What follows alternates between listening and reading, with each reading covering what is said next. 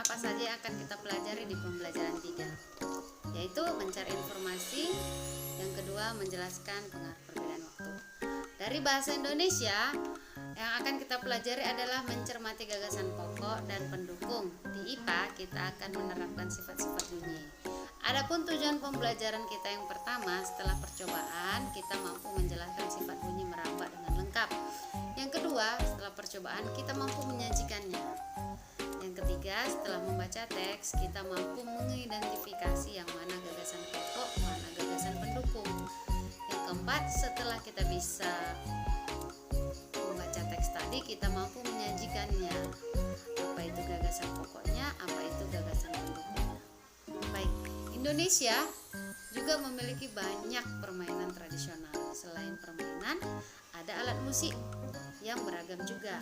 Di pembelajaran 1 sudah kita bahas tentang cara memainkan alat musik. Nah, di sini ada percobaan tentang bunyi.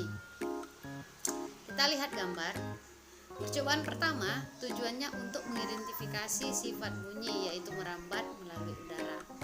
Apa saja alat dan bahan? Kita menggunakan selang plastik. Ya, di situ terlihat salah satunya dibuat kayak botol aqua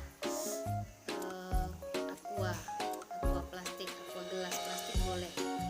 Nah, ini dilakukan 2 orang. Caranya, yang pertama ujung yang satu dipegang oleh temanmu, ujung yang lain kamu pegang. Lalu yang satu mendekatkan ke mulut, yang satu mendekatkan ke telinganya. Lalu minta temanmu untuk mengatakan sesuatu, lalu catat apa yang dia katakan, benar atau tidak, bisakah terdengar? Nah, percobaan kedua sama, tujuannya untuk mengidentifikasi sifat bunyi, yaitu merambat melalui benda padat. Alat dan bahan, gelas plastik atau boleh diganti dengan aqua plastik. Baru benang kasur atau benang nilon. Yang ketiga, paku. Caranya, yang pertama buat lubang dengan ujung paku tadi di dasar aqua gelas. Kemudian potong tali sampai 2 meter atau 3 meter. Masukkan benang ke dalam gelas plastik tadi, diikat ya supaya tidak lepas. Lalu tarik, bagian yang satu kamu pegang, yang lain dipegang temanmu. Kemudian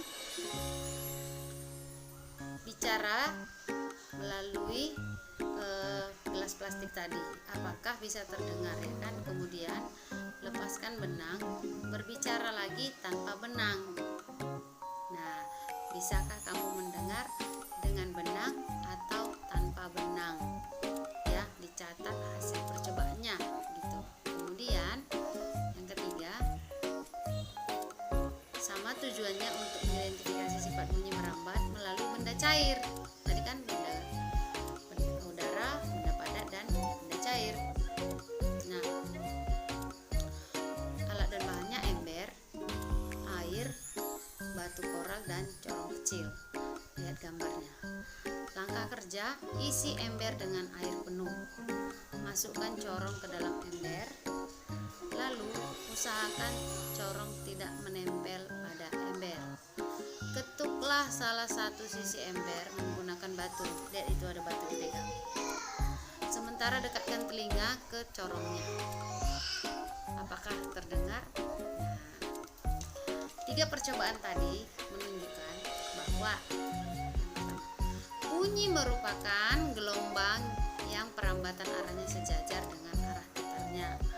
Bunyi dapat terdengar jika memenuhi syarat. Yang pertama, ada sumber bunyi, ada media penghantar, dan ada pendengar.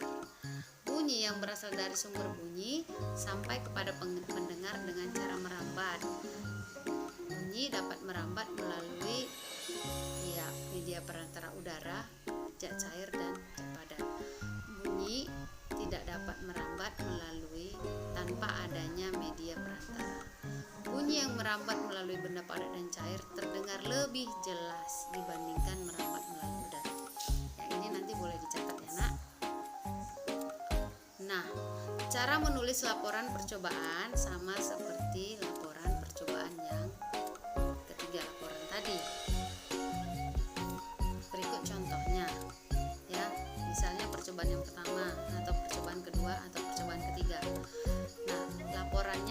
seperti ini bentuknya, ada nama, ada tujuan, alat dan bahan.